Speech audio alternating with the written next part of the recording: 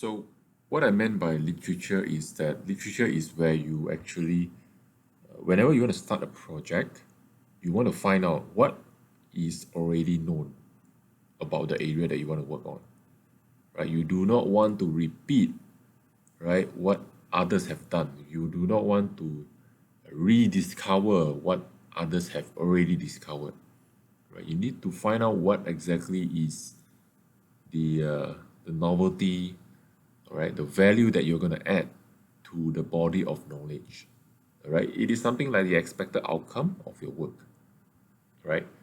At the end of the day, once you have completed this project, right, and when I read your thesis, so I can clearly see, okay, so these are your contributions, right? So that is what you are going to put under this subsection. And after that, another very important subtopic would be your project scope. Okay, what is the scope of your work, right? It has to be narrow, it has to be specific enough so that eventually when you are going to defend your work, all right, you are not inviting questions from A to Z, all right, but rather if you properly define your project scope, I can only ask you, I can only probe you on things falling within this scope of your work. Okay, so for example, say you want to design a novel solar system, right? So then the next thing is you might want to specify what type of PV panel that you're using, mono or poly, right? At what voltage level are you gonna design a system for? Is it low voltage? Is it medium voltage? Right? So, and yeah, I think you get a point, right? So project scope is meant to really narrow down what is the exact scope of the work that you're working on. Right? Failing to do so means that I can ask you anything under the sky. Right? So let's say your material you are only working on characterization, okay, under within this temperature of 20 to 60 degrees Celsius, right?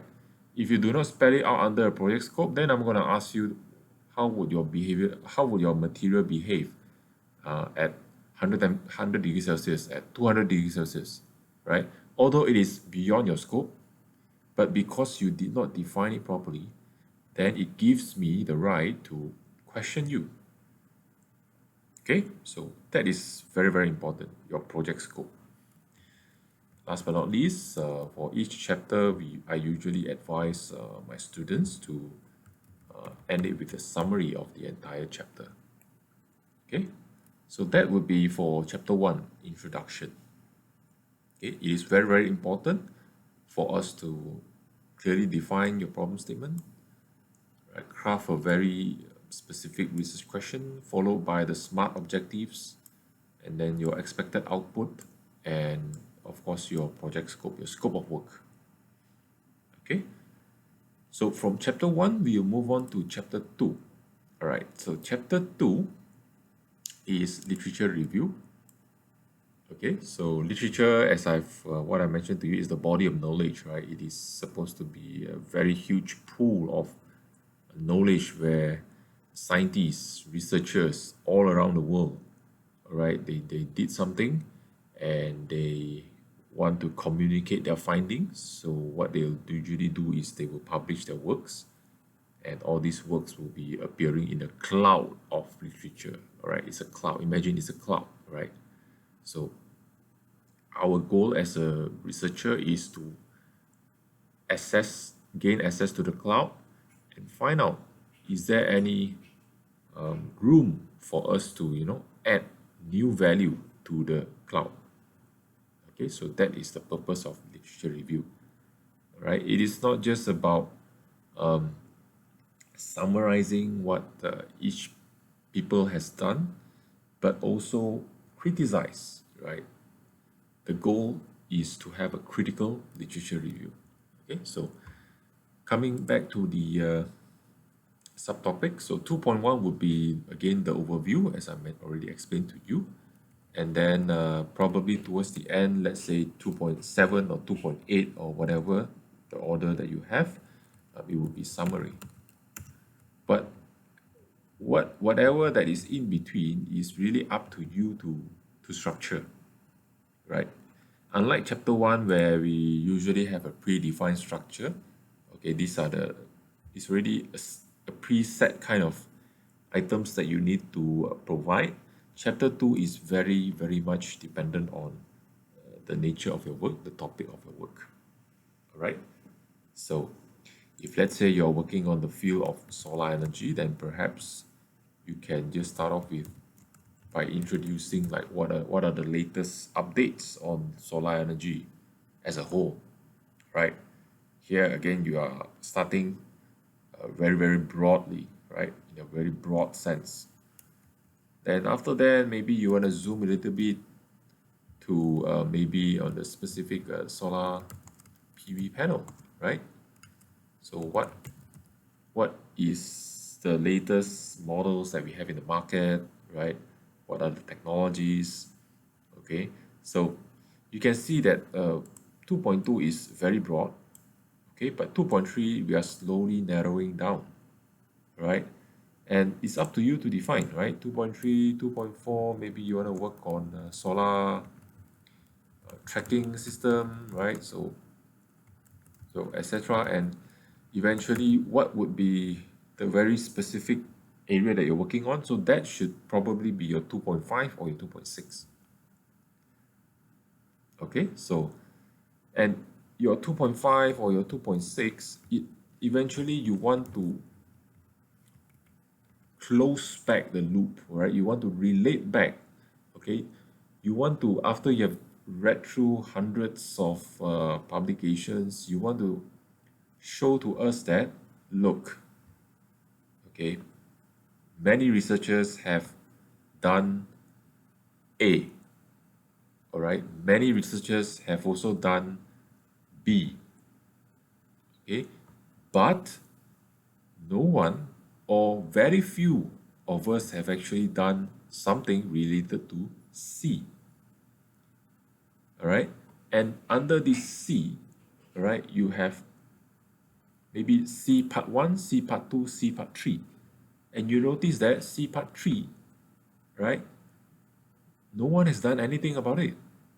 And that is actually what you are going to do, right? And that is going to relate to your problem statement, to your research question, to your objectives.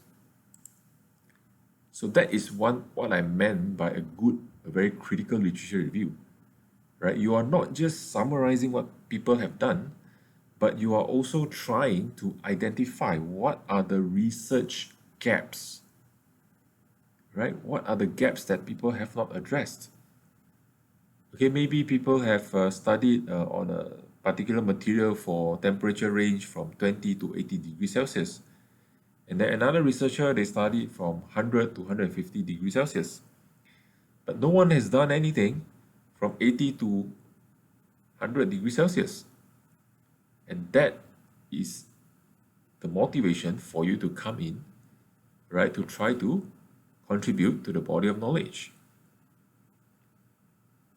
Okay, so I hope you see my point, right? So this is how to do a very good literature review. It is not just about summarizing, it is not just about citations, it is not just about quoting what author A, author B has done, but rather what is your thoughts on it? What is your take on it?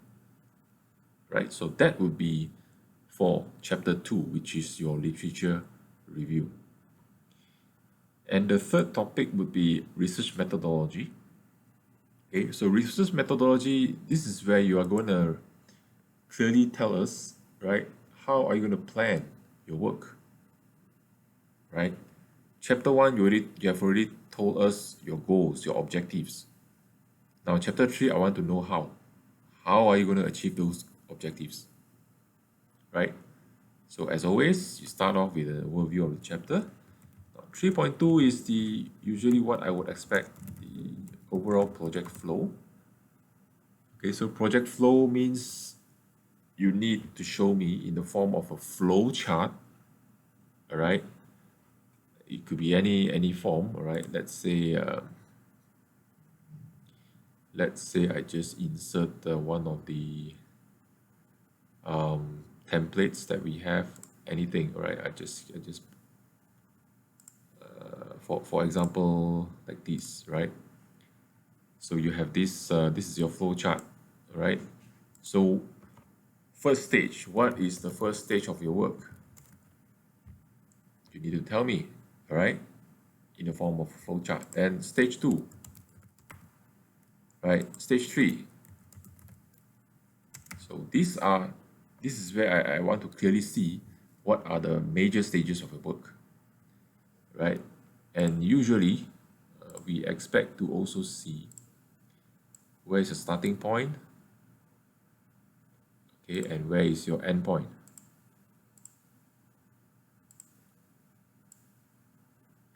So this is your start, this is your end.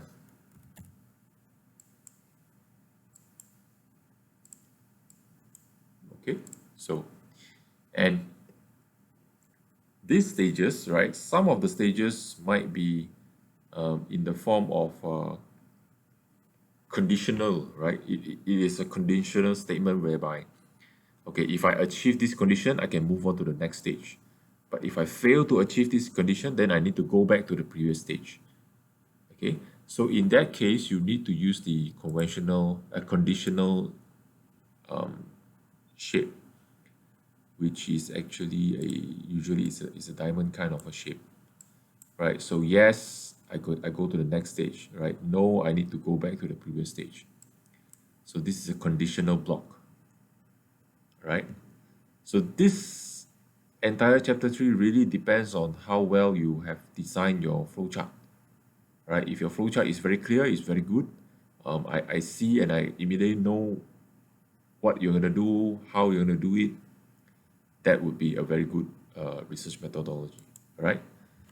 The rest of the subtopics is very simple. 3.3 is basically what's your stage 1, right? You're going to explain, you're going to go into detail, right? You're going to outline what are the things that you need to do in stage 1, right? Then you can follow by stage 2, and another stage 3. Now, if let's say stage 2 is a very big stage of your work and you need to have a few other steps that you need to do in order for you to complete stage 2, then you can even include another flowchart, but specifically only for stage 2.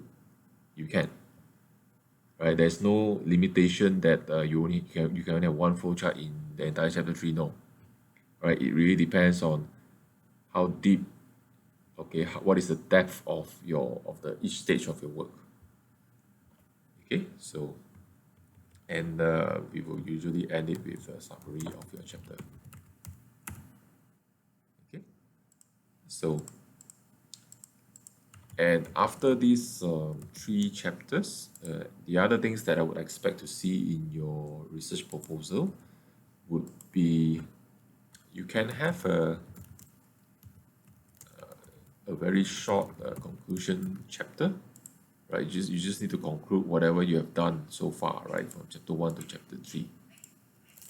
And then what I would expect to see is your references, the list of references that you have quoted and cited, right? If your project requires budget, right, you can actually plan it out and include in your proposal.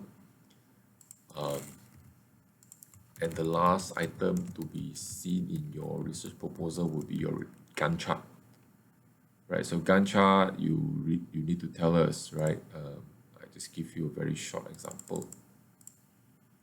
Okay, for instance, Gantt chart, students usually they do it for only FYP 1, okay, but they forgot about FYP 2, right? So don't do that, right? Don't forget your Gantt chart is about your entire project. So your entire project means FYP 1 plus FYP 2. So you need to plan for each week what are the tasks that you are going to do, and then for how long, how many weeks do you require, right? Okay, usually it is something like this. Okay, so this would be your task. Okay, task A, task B, right, etc. Okay, so this is Gantt chart. So Gantt chart is different from your flow chart. Okay, so this is one thing that students always confuse as well, right? Gantt chart is not your flow chart. So in Gantt chart, you can include anything: report writing, preparing for presentation, coming up with the objectives, right? Completing your research literature review. So those are the possible tasks that you will enlist under this Gantt chart. All right. So maybe task A you need 3 weeks. So you can just maybe include the color. This is very subjective. Okay, I leave it to your creativity. Okay, so this is the Gantt chart. I think that will be all for FYP1 research proposal.